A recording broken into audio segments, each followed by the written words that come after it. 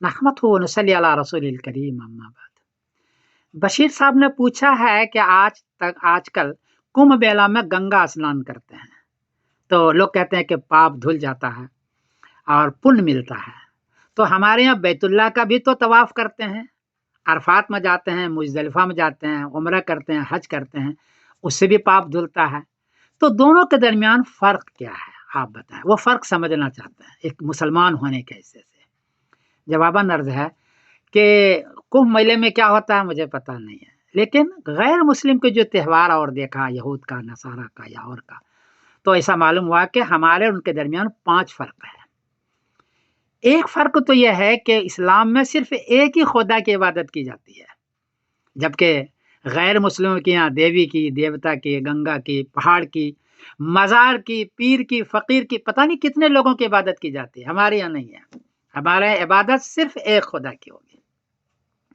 दूसरा फ़र्क यह है कि ज़रूरत जो मांगना है, मौत है, हयात है, रोज़ी है, सेहत है, जिसको हाजत मांगना कहते हैं, ये सिर्फ एक खुदा से, किसी पीर फ़कीर मज़ार से या किसी देवी देवता से आप नहीं मांग सकते, शिर्क है ये। तो एक ही खुदा से ज़रूरत मांगना है, ये दूसरा फ़र्क है। तीसरा फ़र्क यह है कि किसी में डुबकी लगाने से, स्नान करने से हमारे यहाँ गुनाह नहीं धुलता है। आब ज़मज़म पीने से गुनाह नहीं धुलेगा, बल्कि गुनाह माफ़ होता है तौबा करने से, इस्तिग़फ़ार, अल्लाह के सामने अपनी माफ़ी मांगने से और अपने गुनाह की माफ़ी मांगने से, इससे गुनाह मिटता है हमारे यहाँ।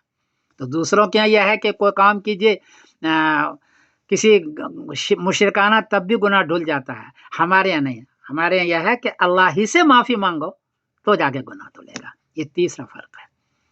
चौथा फ़र्क यह है कि हमने देखा कि कोई बड़ा काम करके लोग ओहदा तलाश करते हैं, या पैसा तलाश करते हैं, चंदा वसूल करते हैं। इस्लाम में ये नहीं है। आप हज या उम्रा करके कोई ओहदा नहीं ले सकते, आप चंदा नहीं मांग सकते, आपको पैसा नहीं मांग सकते। ये चौथा फ़र्क है कि इबादत करके रिया और नमूद, उसको रिया नमूद कहते हैं, आप नहीं कर सकते। अगर करते हैं तो इबादत काबिल कबूल नहीं। और पांचवा फ़र्क यह है कि इस्लाम में बहुत सादगी है। आप उम्रे में या हज में जाएंगे, अरफात के मैदान में जाएंगे, 2 ही कपड़ा होगा सफ़ेद, सर पर ताज नहीं, टोपी नहीं, पाँव में जूता नहीं, चप्पल पहनना है आपको, और कपड़ा सिर्फ 2 ही। फ़कीर भी वही और बालदार भी वही, 2 ही कपड़े में।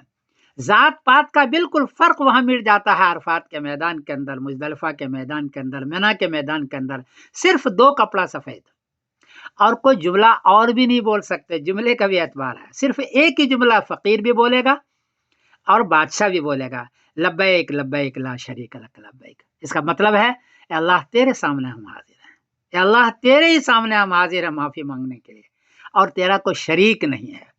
तो गैर मुस्लिमों के यहाँ बहुत सारा खुदा का शरीक होता है, बहुत सारे खुदाओं से हाजत और ज़रूरत मांगी जाती है। हज और उम्रे के अंदर, अरफात के मैदान के अंदर, या तवाफ करते हुए, या हजर अस्वद को चूमते हुए आप एक ही जुमला बोलेंगे, लब्बैक लब्बैक ला शरीक लक लब्बैक। या अल्लाह तेरे सामने हाजिर हूँ और तेरा कोई शरीक नहीं, और तुझे से मांगता हूँ। तो ये 5 फ़र्क है गैर मुस्लिमों और मुसलमान के दरमियान में।